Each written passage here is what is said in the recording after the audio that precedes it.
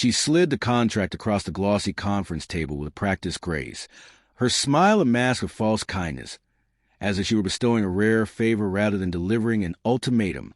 The company's pristine letterhead gleamed beneath the stark, unforgiving numbers printed in bold, non-negotiable terms, except for one caveat, a salary cut.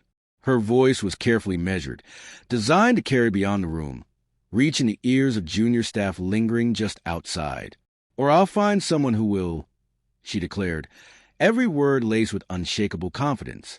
My wife, the corporate shark, delivering her verdict with eyes as cold and unreadable as the polished veneer she wore so effortlessly. I skimmed the document briefly, my mind sharp despite the tension hanging thick in the air. From the back of the room came a muffled chuckle, a ripple of knowing glances exchanged among colleagues who tried not to listen but couldn't help themselves. I met her gaze, steady and unyielding. "I'll need 24 hours," I said quietly. Her lips curled into a tight, calculated smile, triumphant, deliberate. That night, I made one call. On the other end, they were ready, waiting for my word. Things hadn't always been this ruthless. 7 years earlier, we crossed paths in the company break room. She, the new HR hire, sharp, relentless, climbing the corporate ladder with fierce ambition. I, heading product development, intrigued by her fire. I admired her drive. We built something together, or at least, I thought we did. We married after the company's first IPO, hailed as a power couple, a duo united by hunger and vision. I engineered the systems. She shaped the brand. From a scrappy team of 15, we grew the company to a thriving 300 employees. It was our creation. But then the new board arrived, predatory executives in sleek suits with restructuring plans that tore through the company like a storm. She shifted seamlessly, becoming their trusted ally. I was shut out of meetings I once led, replaced by whispered agendas and secret calendar invites. I told myself it was just the workload, the stress. I ignored the betrayal until it became impossible to overlook. The first blow came in whispers, then it exploded in that conference room, the very place where she dismantled me piece by piece.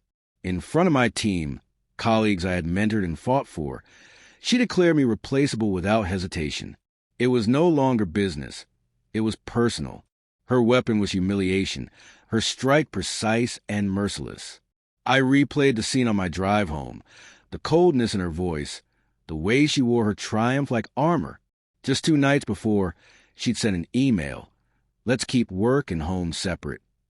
But she had already crossed the line, weaponizing both. I didn't break. I sharpened my resolve. Instead of mourning, I planned. I reached out to a rival company, the same one she mocked behind closed doors, calling them weak and uninnovative. They were neither. Hungry and well-funded, they needed someone with my insight and skill. I offered them equity and secrecy in exchange for a precise, surgical strike. They agreed in less than an hour. Step 1. I secured every proprietary file, every system I had designed, archiving them not to expose, but protect the ownership I rightfully held. Step 2. I contacted the former CTO, the man she had helped oust a year earlier. Bitter but willing, we joined forces, crafting a new product, leaner, faster, and untraceable. While she thought she was cutting me off, I was quietly laying a new foundation. Step 3. I maintained appearances. I showed up the next day, signed her contract, nodded through meetings, and watched her revel in her perceived victory, the sacrifice, the bold leadership she claimed. Little did she know, my resignation was already sealed, poised to land with precision. The reckoning came at the shareholders' meeting. Dressed as if I still belonged, blending into the crowd like a ghost of former glory, I watched as she stood on stage, delivering her polished presentation on retention strategies and projected growth. At 9:05 a.m., the rival company dropped their bombshell, a product strikingly similar to ours, built on my architecture but sharper, faster, and fully patented. My name was etched in every line of code, every feature. Panic rippled through the room, visible on the faces of board members as phones buzzed in frantic succession. Her voice faltered mid-sentence, her eyes locking briefly with mine. I smiled. During the break, she confronted me. Not with fury, but desperation, a frantic whisper. What have you done? I leaned in, cold and certain. What you taught me. I found someone who would. By noon, the stock had plummeted 17%. By close of day, 31. Investors fled. Contracts vanished. The board demanded explanations, and my resignation hit their inboxes like a final blow. She tried to spin the story, accusing me of sabotage, breach of NDAs. But I knew those contracts inside out. I had written them. Every loophole, every blind spot was mine to navigate. She didn't realize that her unauthorized salary cut, pushed without board approval, was her own undoing. Her public shaming was a fatal miscalculation. The board turned on her swiftly. By Friday, she was gone. No severance, no farewell, just an empty office littered with legal notices. She tried to sue, but the rival company's legal team was far superior. Revenge, I learned, doesn't need noise. It thrives in silence, in timing, in patience.